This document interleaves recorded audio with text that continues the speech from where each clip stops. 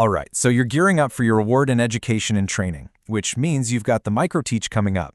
Let's be real, it's the big one, right? That one short session where you have to prove your stuff. I know it feels like a ton of pressure, but I promise you, if you have the right blueprint, you can absolutely nail this.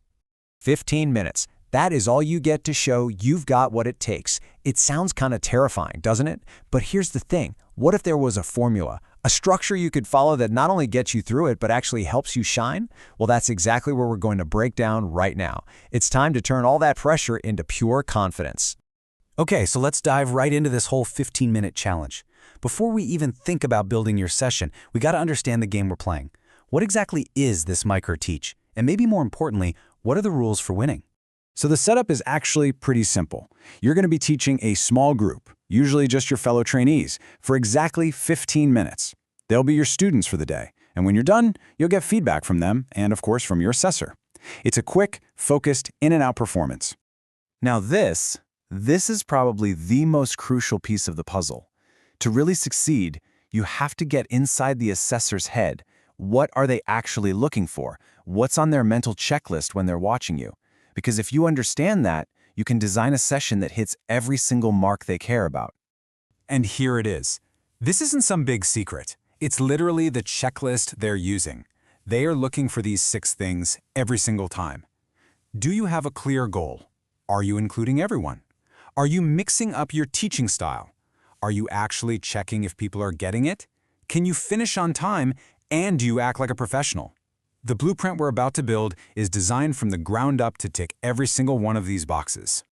All right, this is it. This is the secret sauce. Instead of trying to invent some brand new structure from scratch, you're just going to use this simple, repeatable 5-part blueprint. It's designed to manage your time perfectly and make sure you hit every one of those assessment points we just talked about. We're going to break it down into these 5 super manageable chunks. The introduction, a quick starter activity, the main teaching, an assessment to check for learning, and a final tight summary. Let's look at how each part works. You know what they say about first impressions, right? They matter. A lot. Your intro sets the tone for the entire session. This is where you introduce yourself, you do your quick housekeeping, phones on silent, set a simple ground rule like mutual respect, and, this is the big one, you state your learning objective loud and clear. And you get exactly 2 minutes to do all that. That's it. It has to be sharp, it has to be professional, and it has to be efficient. Doing this right away shows the assessor you're in control and you respect the clock.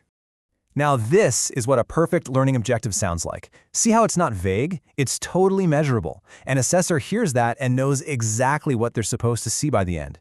Use those strong verbs like describe, identify, or demonstrate. This one sentence is basically your contract with everyone in the room. Okay, on to step 2, the starter activity. The whole job of this part is to wake everyone up and get them involved right away. Don't just start talking at them. Ask a really interesting question, show a picture that makes them think, run a quick brainstorm on a whiteboard. Assessors love to see you getting interaction from the very beginning. And you don't need a lot of time for this. Just a quick 2 or 3 minutes is all it takes. It's a little burst of energy that proves you know how to engage an audience and create a space where people want to participate. And now, the main event. This is the heart of your session, where you deliver the goods.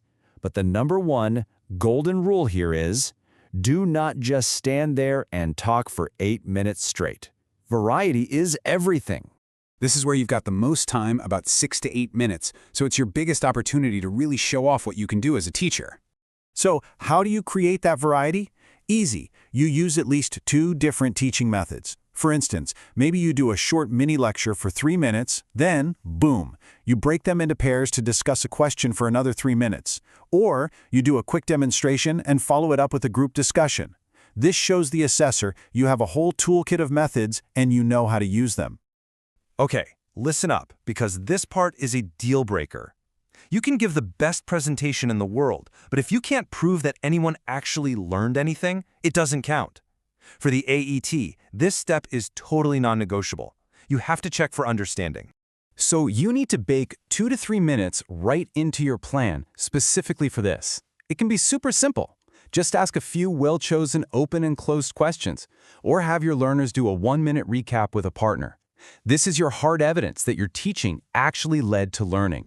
And finally, we gotta land this plane smoothly. The summary is where you tie a nice bow on everything. You'll briefly recap the most important points, and, this is key, you circle right back to that learning objective you stated at the very beginning. You have 1 minute. That's all. It needs to be quick, clean, and powerful. Ask the group, so can we now all describe 3 signs of dehydration? Get a few nods, deliver one final takeaway message, and end on a high note, perfectly on time. Okay, so if you follow that 5-step blueprint, you're going to get a solid pass, for sure. But what if you're aiming higher? If you really want to impress your assessor, you need to sprinkle in 2 key professional skills throughout your entire session: inclusivity and differentiation. Inclusive practice sounds complicated, but it's really not. It just means you're actively making sure that everybody in the room feels welcome and able to join in. It's all about removing any potential barriers to learning. And you do not have to overthink this. A simple little offer, just like the one you see here, is pure gold. It immediately shows the assessor that you're thinking about different learning styles and you're being proactive.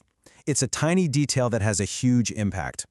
Differentiation is kind of like its cousin. It's just you acknowledging that, hey, people in this room might have different levels of experience or knowledge, and you're adapting your teaching on the fly to meet them where they are.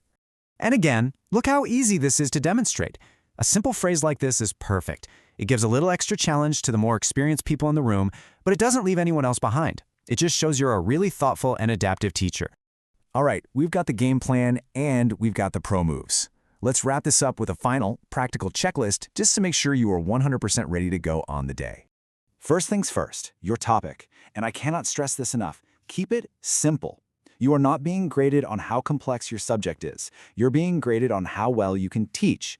A perfect, flawless session on something simple like hand washing is 1,000,000 times better than a messy, confusing one on quantum physics. And last but not least, please, please, please, don't let the paperwork trip you up at the end. For your VTCT assessment, you're going to need all your documents in order, your lesson plan, any resources you're using, and your self-evaluation form for after you're done. Just have it all printed out and ready to go.